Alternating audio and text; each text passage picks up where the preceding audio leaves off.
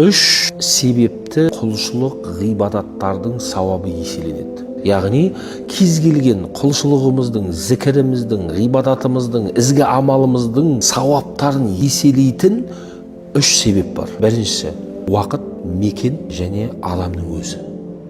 Сол құлшылық етуші адамына қарай сауаптар еселенеді.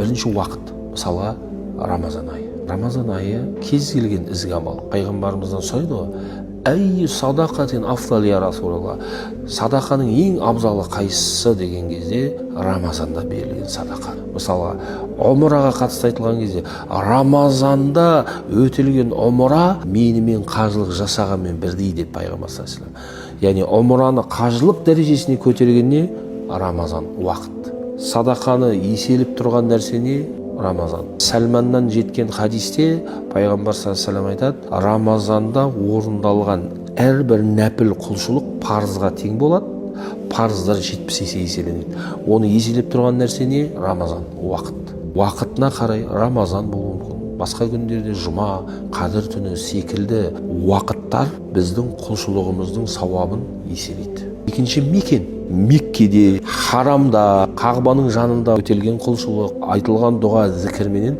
басқа жерде айтылған дұға зікір немесе құлшылықты салыстыра алмаймыз. Меккенің жөні бөлек, мекенге қарай өзгереді, көрдіңіз бе? Және адамның қаншалықты ықыласпен, қандай ниетпенен қалай орындалғанына қарай да құлшылықтардың сауабы өзгереді. Ниетіңізге қарай.